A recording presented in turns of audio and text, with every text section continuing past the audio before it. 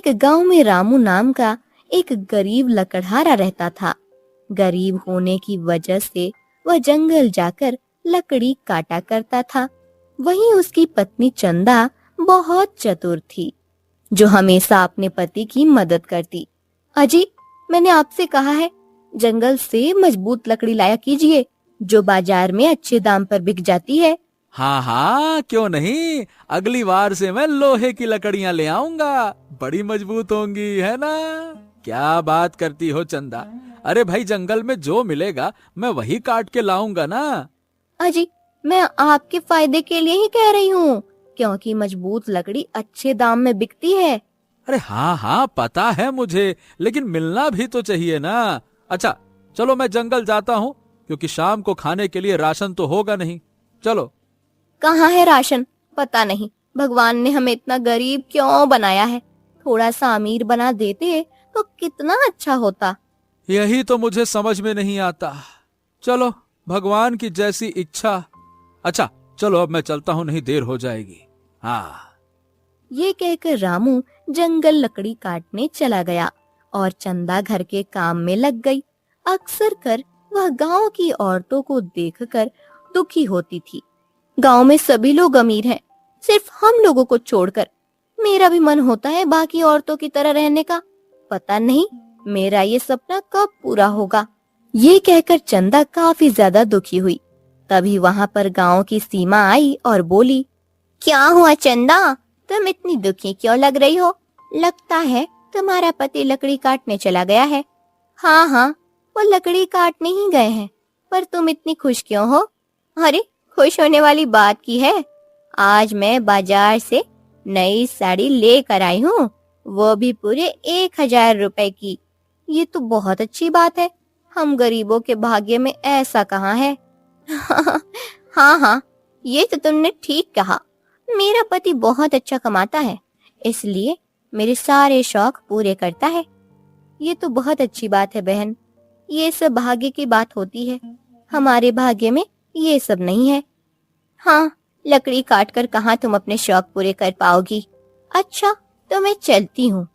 ये कहकर सीमा वहां से चली गई, जिस पर चंदा और ज्यादा दुखी हुई और बोली, पता नहीं हम लोगों की कब किस्मत बदलेगी, कब हम लोग अमीर हो पाएंगे। हे भगवान, आप मेरी बात सुन भी रहे हैं या नहीं? धीरे धीरे समय गुजर रहा था। समय के साथ उनके हालात काफी ज्यादा खराब होते जा रहे थे, जिस वजह से चंदा काफी परेशान रहती थी। मैंने अपने पति को काफी बार समझाया है, पर वो मेरी बात समझते नहीं है। आज उन्हें आने दो, तब अच्छी तरह समझा दूंगी। शाम को जब रामू लौट कर आया तो उसके पास सिर्फ 100 रुपए थे, जिसे देखकर चंदा ने कहा, मैंने आपसे कितनी बार कहा है जंगल से मोटी और मजबूत लकड़ी लाया कीजिए, पर आप मेरी बात सुनते ही नहीं हैं। अरे भाग्यवान, तुम्हें पता भी है मजबूत लकड़ी काटने में कितनी मेहनत लगती है। अरे तो क्या हो गया, एक लकड़ी कम काटा कीजिए, कम से कम वह महंगे दाम में बिकेगी तब भी। अब देखो, मुझे तुम्हारी कोई बात नहीं सुननी चंदा। हाँ, नहीं तो मुझसे ये सब नहीं होता है। मैं तंग आ चुका हूँ। पता नहीं भगवान हमसे ये किस जन्म का बदला ले रहे हैं, जो मुझको लकड़हारा बना दिया।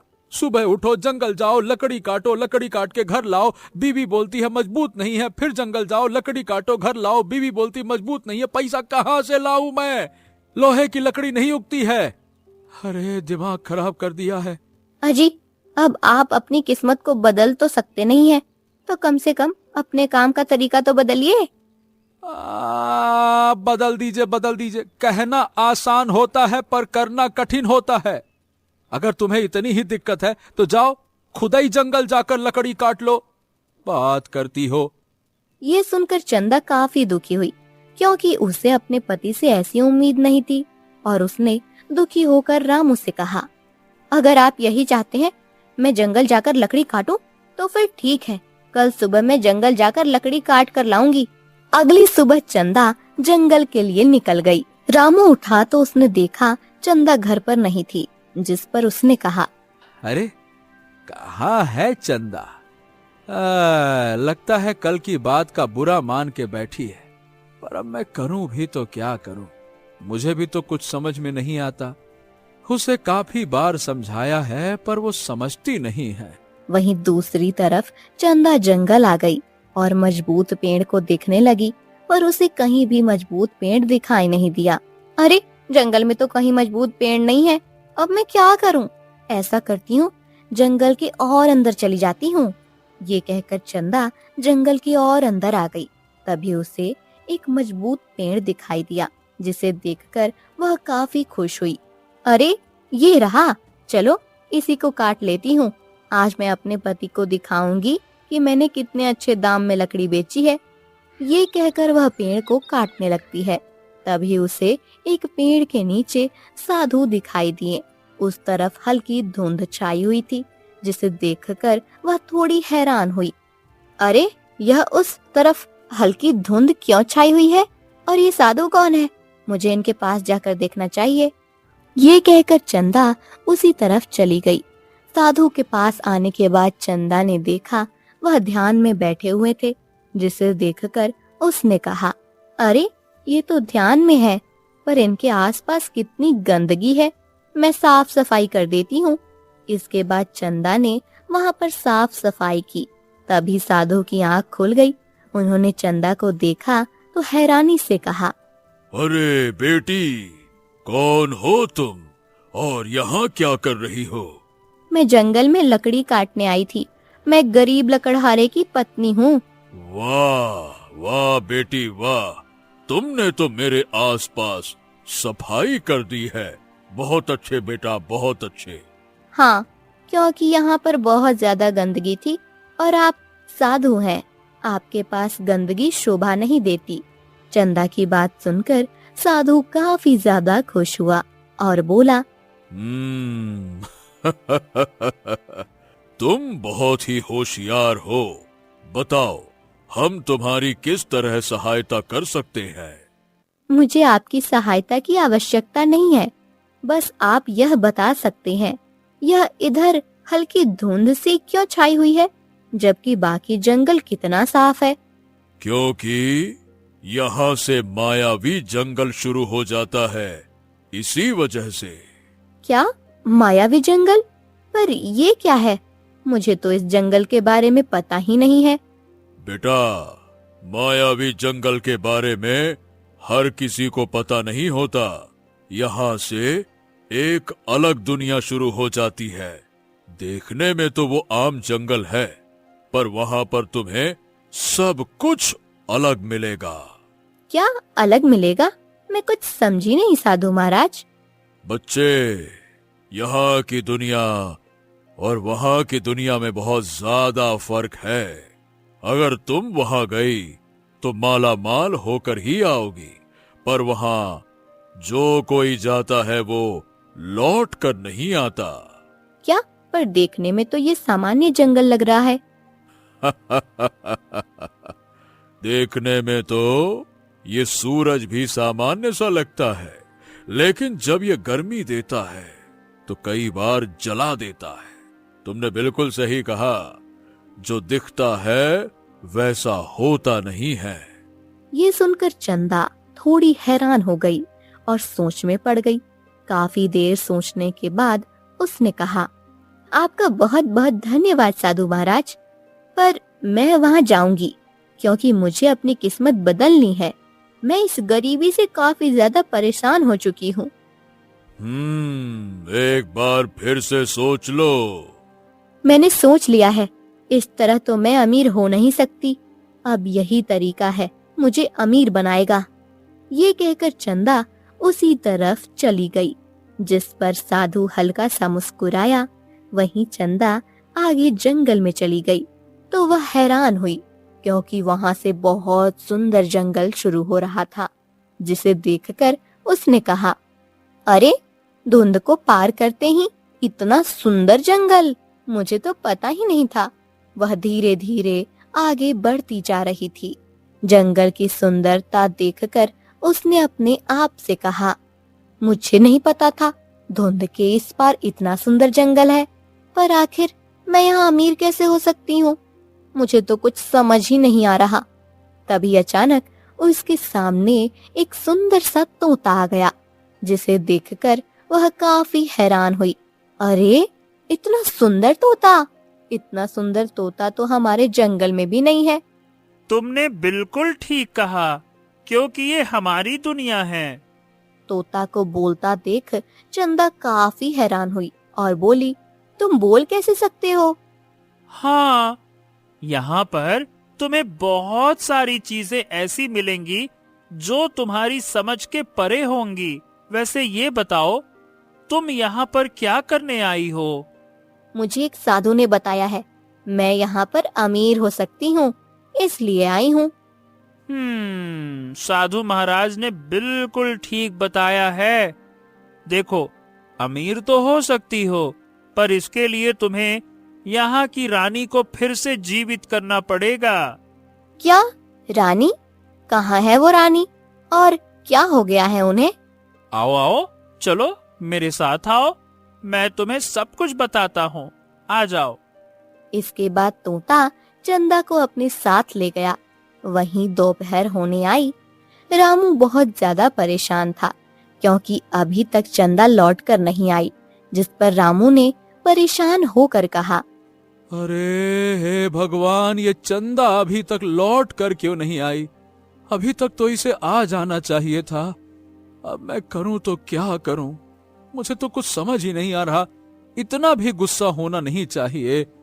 ये कहकर रामू चंदा का इंतजार करने लगा, पर चंदा का कुछ पता नहीं लगा, जिस पर रामू ने कहा, ओहो, लगता है कि अब मुझे चंदा को ढूंढने के लिए जंगल में जाना ही पड़ेगा।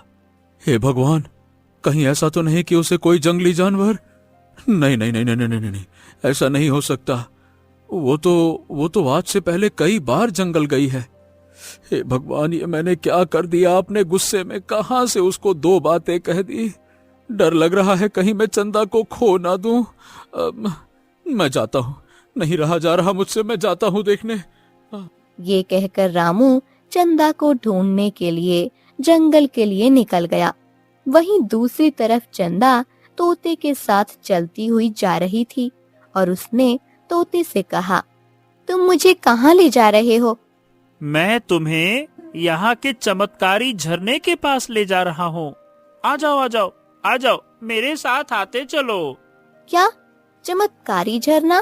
पर उस झरने के पास जाकर क्या होगा? हाँ, उस झरने के पीछे एक मूर्ति है। तुम उस मूर्ति पर झरने का पानी डाल देना, जिससे वो जीवित हो उठेगी। पर तुम यह काम किसी और से भी तो करवा सकते थे ना? हाँ, यहाँ अभी तक कोई आया ही नहीं, इसी वजह से तो तुम यहाँ पे पहली बार आई हो ना, इसीलिए तुम ये काम कर दो ना। अगर तुमने ये काम कर दिया तो तुम बहुत ज्यादा अमीर हो जाओगी। इसके बाद वह लोग झरने के पास आए। झरना बहुत ही सुंदर था, जिसे देखकर चंदा ने कहा, अरे वाह, ये झरना तो बहुत सुंदर है। हाँ, और इसी झरने के पीछे वो मूर्ति है। चलो आ जाओ आ जाओ आ जाओ तुम। ये सुनकर चंदा उसी झरने की तरफ चली गई। जैसे ही झरने के पास पहुंची, झरने का पानी रुक गया, जिसे देखकर चंदा ने कहा, यहाँ पर तो एक से बढ़कर एक अजूबा है। इसके बाद चंदा दूसरी तरफ गई तो वहाँ एक मूर्ति रखी हुई थी, जिसे देखकर चंदा ने कहा, लगता है तोता इसी मूर्ति की बात कर रहा था। ये कहकर चंदा ने मूर्ति के ऊपर झरने का पानी डाल दिया। तभी अचानक मूर्ति में से तेज प्रकाश निकला और वह एक रानी में बदल गई, जिसे देखकर चंदा काफी हैरान हुई। वहीं अपने आप को पहले वाले रूप में देखकर रानी काफी खुश हुई और बोली, तुम्हारा बहुत बहुत धन्यवाद, जो तुमने मुझे इस मूर्ति से आजाद कर दिया। क्या तुम मेरी खास दासी बनोगी? नहीं नहीं, मैं आपकी दासी नहीं बन सकती, क्योंकि मुझे अपने पति के पास जाना है। मेरे पति मेरा इंतजार कर रहे होंगे। पर तुम यहाँ से जा नहीं सकती हो। क्यों? मैं यहाँ से जा क्यों नहीं सकती? मुझे साधु ने बताया था, अगर मैं यहाँ आई तो अमीर हो जाऊंगी, पर ऐसा कुछ तो हुआ ही नहीं। साधु ने बिल्कुल ठीक कहा था, तुम अमीर हो जाओगी, पर यहाँ से जाने के लिए तुम्हें यहाँ के द्वारपाल यानी राक्षस को मारना पड़ेगा। पर अभी जब मैं आई तब तो वहाँ कोई राक्षस नहीं था। मुझे पता है आते समय वो राक्षस किसी को परेशान नहीं करता, पर वो यहाँ से किसी को जाने नहीं देता है। अगर ऐसी बात है तो मैं उस राक्षस को मारूंगी, पर मुझे यहाँ से बाहर जाना है। इसके बाद चंदा रानी के साथ झरने के दूसरी पार आ गई। जहाँ आने के बाद उसने देखा तोता गायब था, जिसे देखकर चंदा ने कहा, अरे वह तोता कहाँ गया जो मुझे यहाँ लेकर आया था? उसका काम पूरा हो गया, इसलिए वो यहाँ से चला गया। ये सब क्या हो रहा है? मुझे तो कुछ समझ ही नहीं आ रहा है। मैं अपनी किस्मत बदलने आई हूँ, मुझे अमीर बनना है। तुम चिंता क्यों करती हो? मैं तुम्हें बहुत सारा सोना दूंगी जिससे तुम अमीर हो जाओगी, पर फिर तुम्हें उस राक्षस को मारना पड़ेगा, तभी तुम यहाँ से जा पाओगी। हाँ हाँ, क्यों नहीं, मैं उस राक्षस को मारूंगी। कहाँ है वो राक्षस? जब तुम इस जंगल को पार करोगी तो तुम्हें वो राक्षस मिल जाएगा। ये कहकर रानी ने चंदा को बहुत सारा खजाना दिया, जिसे देखकर चंदा काफी ज्यादा खुश हो गई। आखिरकार मुझे खजाना मिल ही गया, अब हम लोग बहुत ज्यादा अमीर हो जाएंगे। आपका बहुत बहुत धन्यवाद। अच्छा, तो अब मैं चलती हूँ। हाँ हाँ, क्यों नहीं। अगर तुम यहाँ से निकल गई तो बहुत अच्छी बात है, और अगर ना निकल पाई तो मेरे पास वापस आ जाना, मैं तुम्हें अपनी खास दासी बना लूंगी। यह सुनकर चंदा वहाँ से चली गई। वहीं दूसरी तरफ रामू जंगल में अपनी पत्नी को ढूंढ रहा था। वह काफी ज्यादा दुखी था और उसने दुखी होकर कहा, चंदा, ओ चंदा, चंदा, कहाँ हो चंदा? चंदा, कहाँ हो चंदा? ये कहकर रामू जोर जोर से आवाज मार रहा था, पर उसे कहीं भी चंदा दिखाई नहीं दी, जिससे वह काफी ज्यादा दुखी हुआ। चंदा, हाँ, नहीं नहीं नहीं, यहाँ तो कहीं चंदा दिखाई नहीं दे रही। अब मैं करूं तो क्या करूं, मुझे तो कुछ समझ ही नहीं आ रहा। हे भगवान, मैंने क्यों गुस्सा कर दिया? मैं ही काट ले आता, मजबूत लकड़ियां कहाँ चली गई? ये कहकर रामू बहुत ज्यादा दुखी हुआ और जोर जोर से रोने लगा। चंदा कहाँ चली गई तुम? मैंने क्या बोला? हे भगवान, हे भगवान, बस एक बार मेरी चंदा को मुझसे मिलवा दीजिए। मैं फिर कभी उसे निराश नहीं करूंगा। वो जो कहेगी मैं वही करूंगा। बस एक बार मेरी चंदा से मिला दीजिए, एक बार। ये कहकर रामू और आगे चला गया। तभी उसे अपनी कुल्हाड़ी दिखाई दी, क्योंकि चंदा उसी की कुल्हाड़ी लाई थी। कुल्हाड़ी को देखकर रामू ने कहा, हाँ, अरे ये कुल्हाड़ी, ये तो वही कुल्हाड़ी है जो चंदा लेकर आई थी। कुल्हाड़ी यहाँ है तो चंदा कहाँ है? अरे, इसका मतलब चंदा को कहीं आसा ही पास होना चाहिए। हाँ। ये कहकर रामू इधर उधर चंदा को ढूंढने लगा, पर वहाँ कहीं चंदा नहीं थी, जिससे वह काफी ज्यादा दुखी हो गया और वहीं बैठकर रोने लगा। ए चंदा, ए चंदा, चंदा, चंदा! अरे, कुल्हाड़ी तो मिल गई, चंदा नहीं मिल रही। लगता है मैंने चंदा को खो दिया।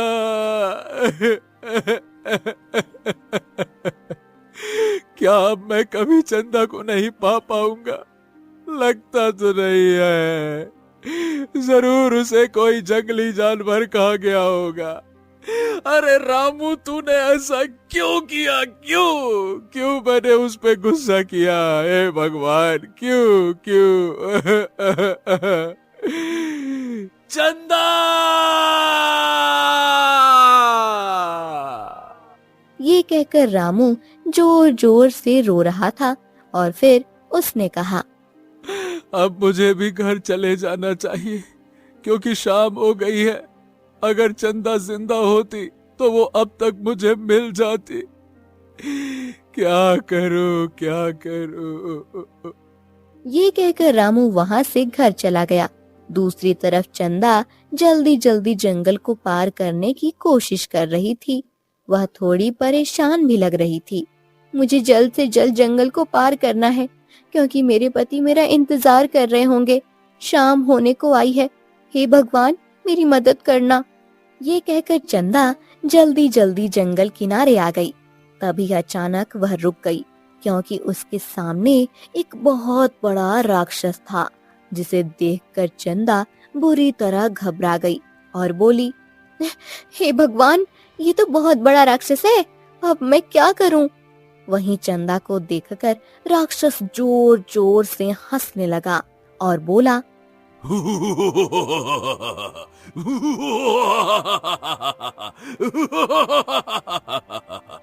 मुझे पता था तुम यहाँ जरूर आओगी, क्योंकि जो यहाँ आता है वो यहाँ से जाने की कोशिश जरूर करता है। मुझे यहाँ से जाने दो, वरना मुझसे बुरा कोई नहीं होगा। मुझे मेरे पति के पास जाना है। अब तुम कहीं नहीं जा सकती हो। अब तुम यहीं रहोगी, क्योंकि यही इस दुनिया का उसूल है। नहीं नहीं, ऐसा कुछ भी नहीं है। तुम झूठ बोल रहे हो। मैं बिल्कुल ठीक कह रहा हूँ, क्योंकि यहाँ का द्वारपाल मैं हूँ, और मेरी इजाजत के बिना तुम यहाँ से कहीं नहीं जा सकती। मैं तुम्हें ये जंगल पार करने नहीं दूंगा। नहीं नहीं, मुझे मेरे पति के पास जाना है। हटो मेरे रास्ते से। नहीं नहीं नहीं नहीं नहीं, मैं तुम्हें यहाँ से नहीं जाने दूंगा। लौट जाओ यहाँ से, इसी में तुम्हारी भलाई है, वरना मारी जाओगी। और मैं तुम्हें मारना नहीं चाहता, क्योंकि तुम एक स्त्री हो। ये सुनकर चंदा काफी ज्यादा परेशान हो गई, पर तभी उसे रानी की एक बात याद आई। रानी ने जाने से पहले उसे बताया था कि उस राक्षस को मारा जा सकता है, अगर तुम उसे अपने वश में कर सको। और चंदा ने अपने आप से कहा, लगता है अब मुझे कुछ ऐसा करना पड़ेगा जिससे राक्षस मेरी बात मानने लगे। पर आखिर मैं ऐसा क्या करूं? मुझे तो समझ ही नहीं आ रहा। चंदा को इतना ज्यादा सोच में डूबा देखकर राक्षस ने कहा, क्या हो गया? क्या सोच रही हो? देखो, तुम कुछ भी कर लो, पर मैं तुम्हें यहाँ से जाने तो नहीं दूंगा। मैं बहुत ज्यादा शक्तिशाली हूँ।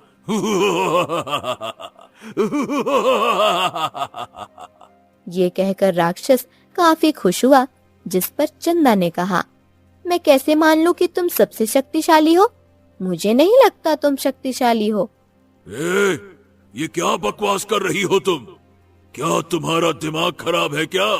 या कहो तो तुम्हारी गर्दन मरोड़ दूं, तब पता चल जाएगा। मेरा दिमाग बिल्कुल सही है, और इसलिए मैं कह रही हूँ कि तुम शक्तिशाली नहीं हो। चंदा की बात सुनकर राक्षस को बहुत तेज गुस्सा आया और उसने कहा, अच्छा, लगता है कि तुझे अपनी जान प्यारी नहीं है, इसीलिए ऐसी बातें कर रही है। क्योंकि मुझसे ज्यादा शक्तिशाली यहाँ पर कोई नहीं है, कोई नहीं। मैं हूँ तुमसे शक्तिशाली।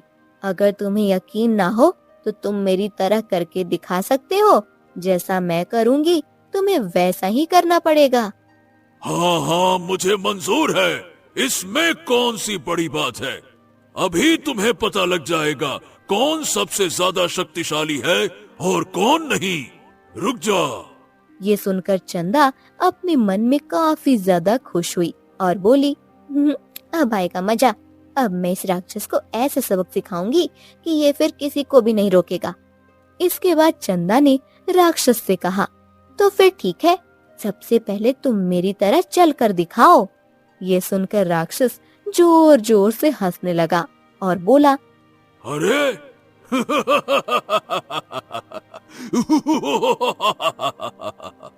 इसमें कौन सी बड़ी बात है? लो, मैं अभी तुम्हें चलकर दिखा देता हूँ। आ, आ, आ, आ, आ, आ,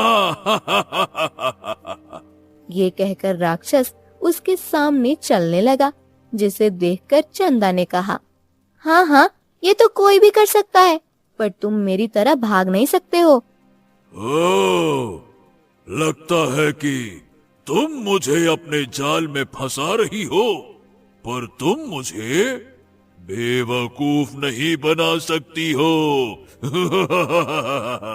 क्योंकि यहाँ से भागना मुमकिन नहीं है। मैंने कब कहा मैं यहाँ से भाग रही हूँ? मैं बस ये कह रही हूँ कि तुम भाग नहीं सकते। किसने कहा कि मैं यहाँ से भाग नहीं सकता? मैं तो कुछ भी कर सकता हूँ। अगर ऐसी बात है तो भाग कर दिखाओ।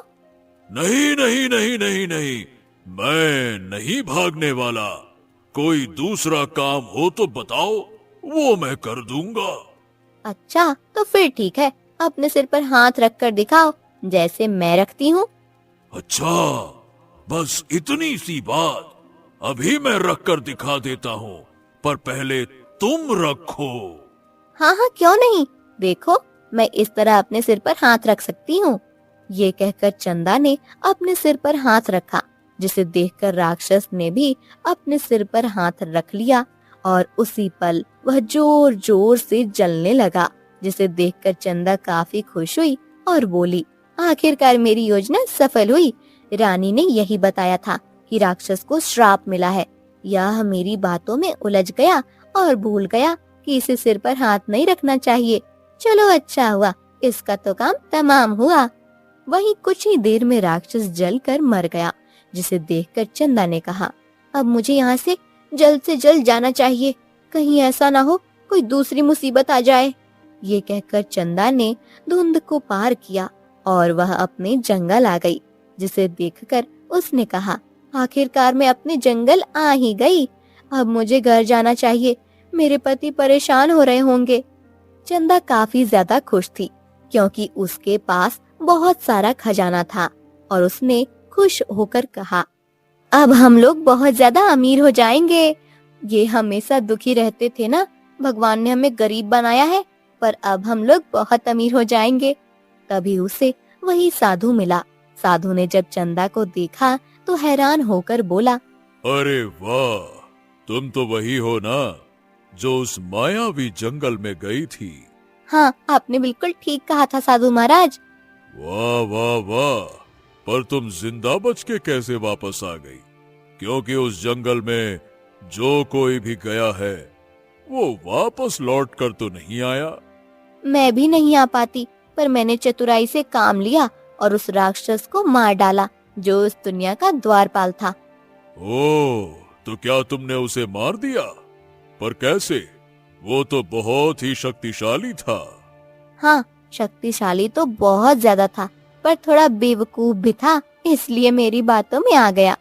इसके बाद चंदा ने साधु को सारी बात बताई, जिसे सुनकर साधु काफी खुश हुआ और बोला, तुम बहुत ही चतुर हो। मैंने तुम्हें जब पहली बार देखा तभी जान गया था, पर ये नहीं पता था कि तुम इतनी चतुर होगी कि उस राक्षस को भी मार डालोगी। अब तुम्हें घर जाना चाहिए, क्योंकि शाम होने वाली है। जाओ।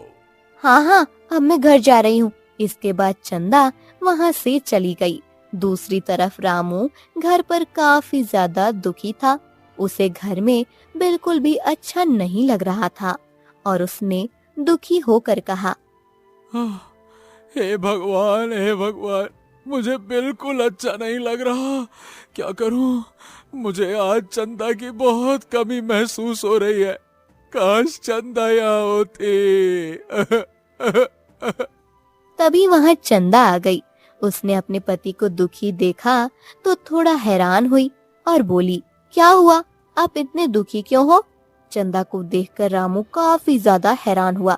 उसे तो यकीन ही नहीं हो रहा था कि चंदा लौट आई और उसने कहा, हाँ हाँ, हे मेरी चंदा, अरे तुम ठीक तो हो ना? तुम भूत तो नहीं हो ना चंदा का? नहीं नहीं नहीं नहीं, तुम सच में वापस आ गई। अरे तुम वापस आ गई, वापस आ गई। कैसी हो? हाँ हाँ, पर आप इतने दुखी क्यों हो? मुझे मुझे माफ कर दो चंदा। मैंने सोचा कि मैंने तुम्हें खो दिया। तुम कहाँ चली गई थी? तुम्हें पता भी है, मैं तुम्हें जंगल में ढूंढने गया, पर तुम मुझे वहाँ मिली ही नहीं। अजी, ये बहुत लंबी कहानी है, मैं आपको आराम से बताऊंगी। पहले ये देखिए, मैं कितना सारा खजाना लाई हूँ। क्या खजाना? पर तुम्हें कहाँ से मिला? ए चंदा, आखिर तुम ठीक तो हो ना? और देखो, मुझे माफ कर दो। आज के बाद मैं तुम्हारी सारी बात मानूंगा, पर तुम मुझे कभी छोड़कर मत जाना। मैं तुम्हारे बिना नहीं रह सकता। अपने पति को इतना ज्यादा परेशान देखकर चंदा ने उसे शांत किया और कहा, आप इतने परेशान क्यों हो रहे हैं? आपने क्या सोचा मुझे जंगली जानवर खा गए? और नहीं तो क्या। अरे चंदा, मैंने तो यही सोचा। लेकिन हाँ, आज के बाद मैं तुम्हें कभी भी जंगल नहीं जाने दूंगा। हाँ नहीं तो। अरे, अब जंगल जाने की जरूरत भी नहीं है। अब आप भी जंगल नहीं जाएंगे, क्योंकि मुझे बहुत सारा खजाना मिला है। अब हम लोग बहुत अमीर हो जाएंगे। इसके बाद चंदा ने रामू को सारी बात बताई। रामू को तो यकीन ही नहीं हुआ और उसने हैरानी से कहा, क्या बात कर रही हो? मैं तो कई बार जंगल गया, पर मुझे तो ऐसा कुछ भी नहीं मिला। मैं भी कई बार गई थी। शायद हम लोगों की किस्मत बदलनी थी, इसलिए भगवान ने वो रहस्यमय दुनिया खोली। हाँ, तुम बिल्कुल ठीक कह रही हो। लगता है कि भगवान ने हमारी प्रार्थना सुन ली। वहीं अब वो लोग बहुत ज्यादा खुश थे और आराम से रह रहे थे। वहीं चंदा भी काफी ज्यादा खुश थी कि अब उसके पति को जंगल जाकर लकड़ी नहीं काटनी पड़ेगी और वो भी दूसरी औरतों की तरह शौक कर पाएगी